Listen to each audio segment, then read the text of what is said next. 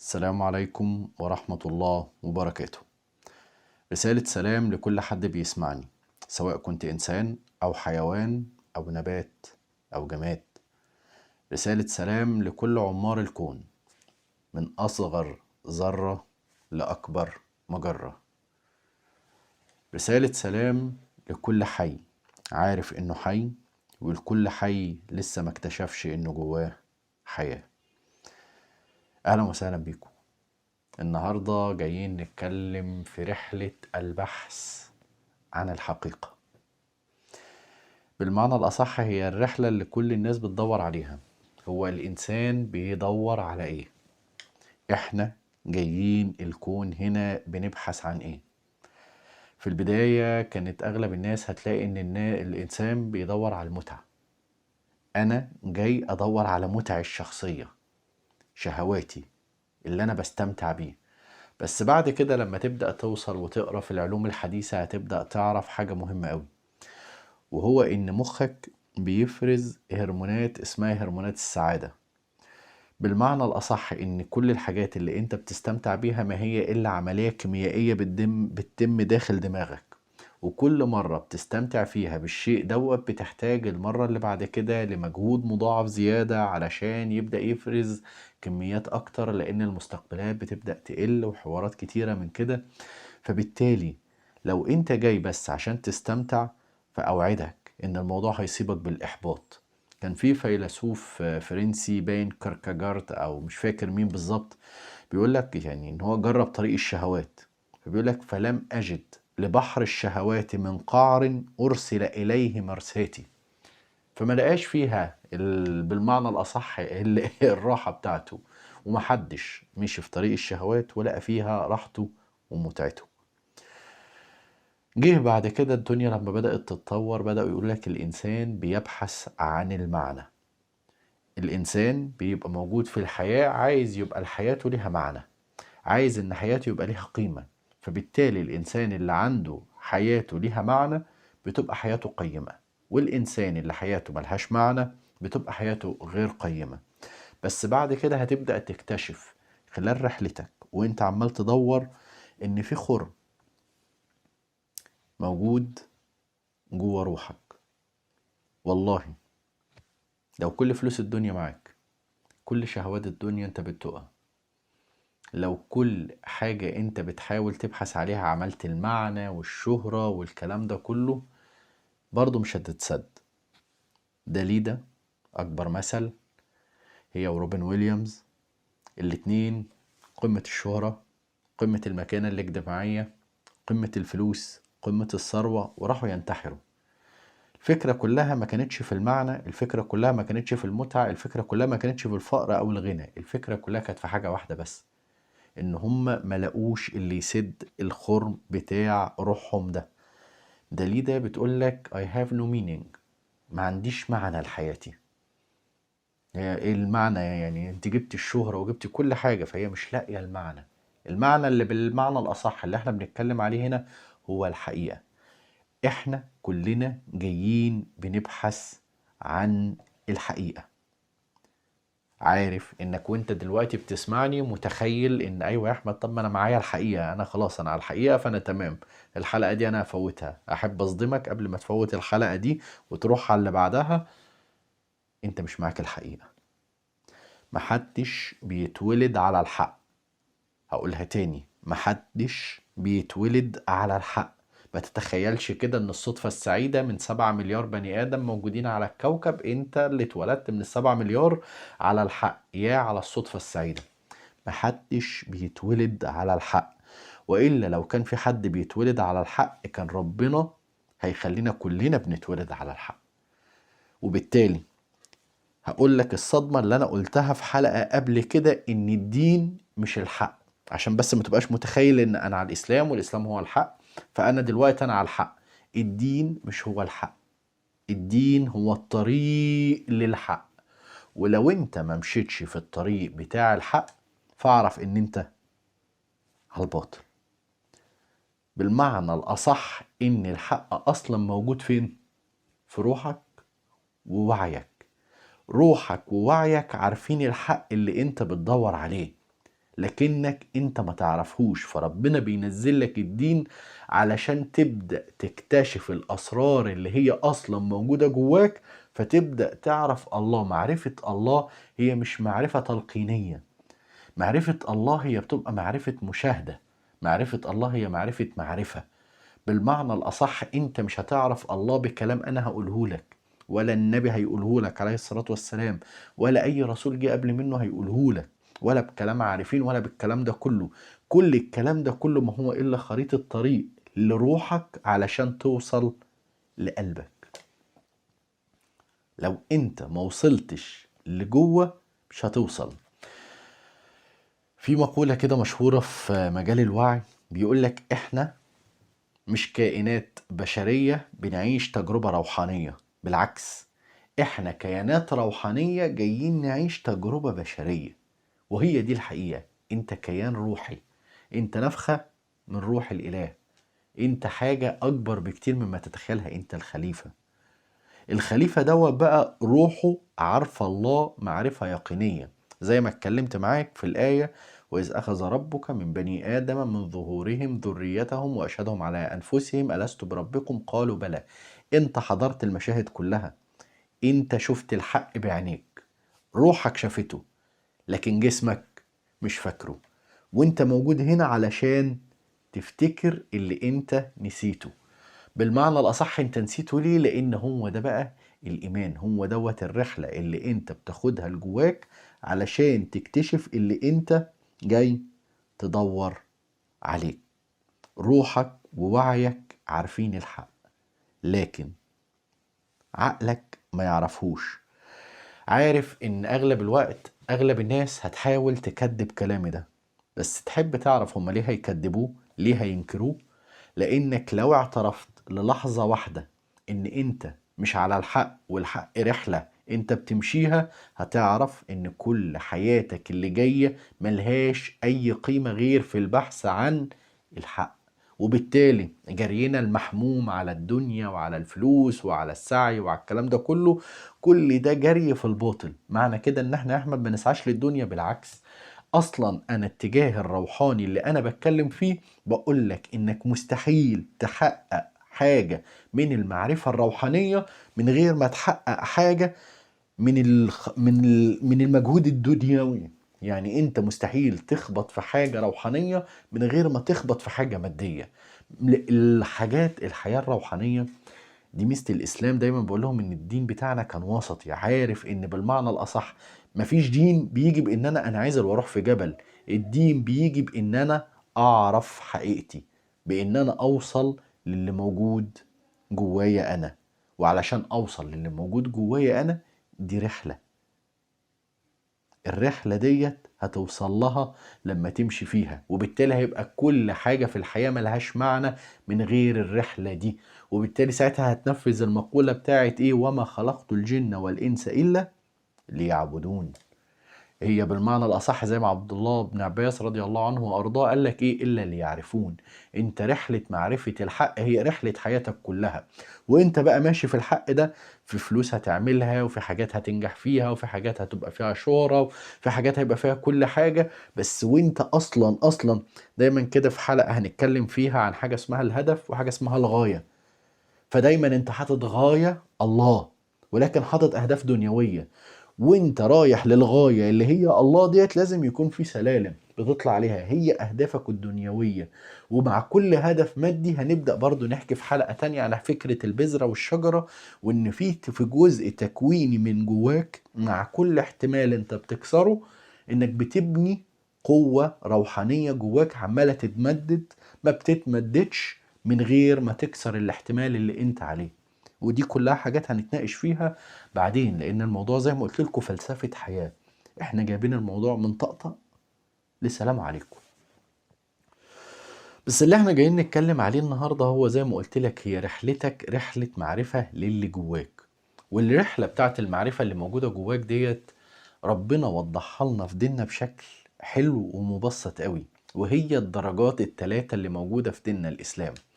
الدرجة الأولانية هي الإسلام، الدرجة الثانية هي الإيمان، الدرجة الثالثة هي الإحسان. الإسلام هو بالمعنى الأصح. تعالى بقى، لما بحب أجي أتناقش مع الناس في الكورس دايما بحب أتناقش معاهم في نقطة مهمة أوي. أقول لهم عايزين تفهموا المعاني الدينية بشكل عميق جدا، جردوا الكلمات من معانيها الدينية وتناقشوا معاها بشكل حيادي.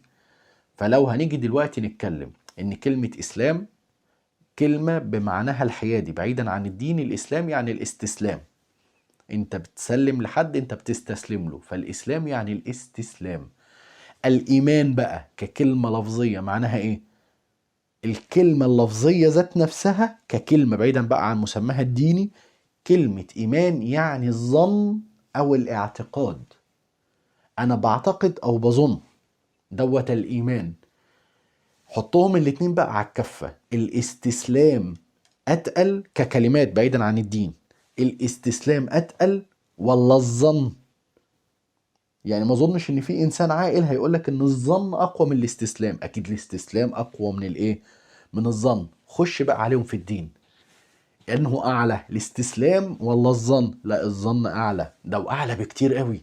يعني يقولك ايه؟ قالت الاعراب في سورة الحجرات، يقولك قالت الاعراب امنا قل لم تؤمنوا ولكن قولوا اسلمنا ولما يدخل الايمان في قلوبكم. يعني شايف؟ يعني بالمعنى الأصح ده في فجوة كبيرة قوي ما بين الإسلام وما بين الإيمان، ما بين الاستسلام وما بين الظن. إزاي بقى يكون الظن بالقوة دي في مواجهة الاستسلام؟ اسأل نفسك الأسئلة دي. مش شرط تخلي ان حد زي احمد يجي يسألك على الاسئلة اللي المفروض انت تسألها لنفسك وتيجي تقول يا سلام ده صحيح، احنا ما سألناش نفسنا كده ليه قبل كده. حاول تجرد الحاجات من معانيها الدينية واتكلم فيها كمعاني عادية علشان تبدأ تكتشف حقيقتها والمعاني اللي موجودة جواها. والله هتكتشف كنوز، وانت بتكتشف الكنوز دي هتكتشف نفسك، هتكتشف حقيقتك. ولما تكتشف حقيقتك والله هتطلع من براح المسار اللي انت فيه لبراح كبير وسعة الاحتمالات وسعة روحك وسعة وعيك، وهتبدأ تكتشف كمية النعم اللي ربنا مغرقك فيها وانت كنت حابس نفسك في حاجة واحدة ومتخيل ان هو ده الحق. الإسلام هو الاستسلام لتعليم جايلك من بره. الرسول عليه الصلاة والسلام بعت لنا قرآن، بعت لنا حديث من عند رب العالمين. ربنا ادى للرسول عن طريق سيدنا جبريل، نزلت الرسول عليه الصلاة والسلام بعتها لينا. فاحنا مستسلمين لتعليم جاية من بره. التعليم ديت بتأثر علينا، احنا بنصلي بنصوم بنعمل علشان نبدأ نكتشف الجوهر. وانت بقى بتكتشف الجوهر ده بقى يبدأ يظهر الإيمان. الإيمان هي حاجة انت مش بتكتسبها من بره، الإيمان هي حاجة انت بتدوقها من جوه. بمعنى ايه حاجة انت بتدوقها من جوه؟ حاجة طالعة من جواك انت، حاجة انت بتدوقها داخل روحك، حاجة انت بتبدأ بقى لعم بعد ما بتستسلم للتعاليم اللي الرسول عليه الصلاة والسلام جابها لك وتصلي وتصوم ويبدأ يدخل معاني روحانية جواك، يبدأ واحدة واحدة قلبك عمال يفتح يفتح يفتح، تبدأ تكتشف انك انت بتعرف حاجات ما كنتش تعرفها. في حاجة شبيهة بكده؟ في حاجة شبيهة بكده قالها الرسول عليه الصلاة والسلام. يقول لك جه مجموعة من النفر جم للرسول عليه الصلاة والسلام قالوا له إنا نجد في أنفسنا ما يتعاظم على أحدنا أن يتكلم به. إنا لنجد في أنفسنا ما يتعاظم على أحدنا أن يتكلم به. أما الرسول عليه الصلاة والسلام قال لهم إيه؟ أو قد وجدتموه؟ فقالوا له نعم. قال لهم فذلك صريح الإيمان. لما تسمع الحديث دوت وهو بيتفسر على المنابر وفي المساجد يقول لك ان هو ان الناس ديت صريح الايمان، ان هم وجدوا في قلوبهم الشك فهم انكروه فما رضيوش يتكلموا عنه، فعلشان كده ده صريح الايمان. الرسول عليه الصلاه والسلام كلامه كان واضح. الرسول عليه الصلاه والسلام قال لهم ايه؟ او قد وجدتموه. هم بيقولوا انا نجد في انفسنا، انا نجد في انفسنا ما يتعاظم احدنا ان يتكلم به. حاجات عظيمه طالعه من جوانا انت ما قلتهاش، حاجات بدأنا ندوقها وبدأنا نعرفها طالعة من جوانا تعظم علينا اننا نقول احنا ضايقين ومش قادرين نتكلم. فالرسول عليه الصلاة والسلام قام سائلهم اوجد يعني انتوا وجدتموه؟ لقيتوه؟ الصوت اللي جوه ده؟ قالوا له اه. قال لهم فذلك صريح الإيمان. الإيمان حاجة نابعة من جواك، حاجة ما جاتش من الرسول عليه الصلاة والسلام، ما جاتش من كتاب، ما جاتش من سنة، ما جاتش من حاجة. هي صوت يقيني طالع من جواك، بس علشان هو طالع من جواك هو يقيني، طالع من جواك لما قلبك بدأ يتفتح، لكنه عشان هو من جواك فهو ظني، وبيرتقي لمرتبة الاعتقاد. معتقداتنا كلها ظنية، معتقداتنا عن الحياة، معتقداتنا في علم النفس كلها هي حاجات ظنية مبنية على حاجات داخلية جوانا. الإيمان بقى هي حاجات بتطلع من جوه لبره، وعلشان كده هي ظنية لكنها اعتقادية. علشان كده هي أقوى بمراحل من الإسلام اللي جاي لك من بره.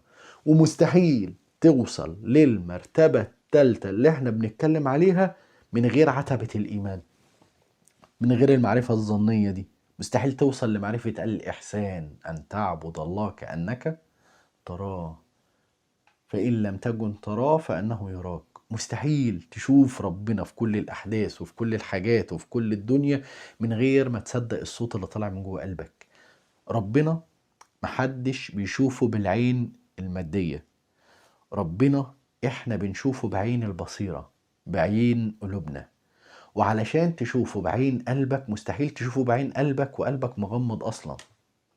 مستحيل تشوف ربنا بعين قلبك وقلبك ميت.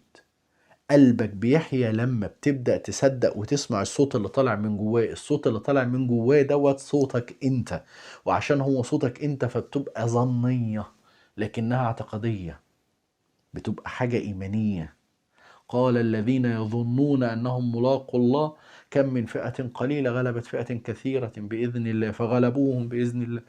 الآية بتاعت المعركة بتاعت طالوت مع جالوت.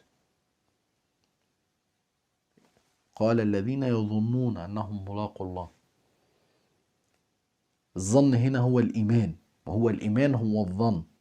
فالفكرة كلها يا جماعة هي رحلة ديت انت بتكتشف فيها المعرفة اللي متخبية جواك. عارف ان كتير هينكروا الكلام ده كله، علشان بمجرد ما يعترف الاعتراف ده كل حياته لازم يكرسها للمعرفة دي. هو متخيل ان كل حياته لازم يكرسها المعرفة دي، زي ما سمع قبل كده نروح في جبل نسيب حياتنا يعني زهد مميت في الحياة. مفيش الكلام ده كله. الرسول عليه الصلاة والسلام هو قائدنا، هو منهجنا. الرسول ما سابش دنيته، ما اعتزلش النساء واعتزل كل حاجة وصام طول حياته، والكلام ده كله ما حصلش. الرسول عليه الصلاة والسلام كان متزن جدا. واحنا هدفنا الرسول عليه الصلاة والسلام 10 من المبشرين بالجنة، منهم 3 كانوا يعتبروا من اغنى اغنياء العالم. من اغنى اغنياء العالم، ثرواتهم كانت تعد لو بالحسبة بتاعت اليومين دول بالمليارات. دول 3 من ال10 المبشرين بالجنة. والباقيين منهم في منهم بتاع 4 خلفاء راشدين، وبنتكلم على بتاع زي ما قلت لك 3 من أغنى الأغنياء، وفي منهم بتاع 4 تجار. يعني في المعنى صح وأمين للأمة، اللي هو اللي بالمعنى صح اللي كان مشرف على كتابة القرآن. فأنت بتتكلم عليهم كلهم كان لهم أدوار في الحياة تقيلة جدا، وعلى الرغم من كده كانوا ال10 المبشرين بالجنة. فبالمعنى الأصح لما احنا بنيجي نتكلم على المعاني الروحانية ديت ونقول لك الحقيقة جواك، فأنت تتخيل إن الحقيقة جوايا، فأنا لازم أمشي في رحلة البحث عن الحقيقة، فأنا لازم أعتزل الدنيا، والله ما هتوصل لحاجة. ولو أنت متخيل إنك هتنكر السؤال دوت علشان تشوف أمورك في الدنيا، برضه والله ما هتوصل لحاجة. نحن قوم أعزنا الله بالإسلام، فإن ابتغينا العزة في غيره أذلنا الله.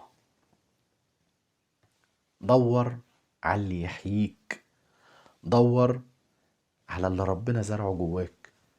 والله ربنا زرع جواك حاجات حلوة. بلاش اليأس، بلاش الإحباط. دور على اللي ربنا زرعه جواك وهتكتشف براح موجود جواك. هتكتشف جمال ربنا وهتكتشف محبة ربنا اللي مزروعة فيك. بس كل الموضوع محتاج انك تقشر القشرة اللي موجودة بره دي، وهتكتشف الجمال وتوصل للإحسان وتعبد الله كأنك تراه. أسيبك على خير وصحة وأمان وسلام، وأشوفك الحلقة الجاية إن شاء الله. السلام عليكم.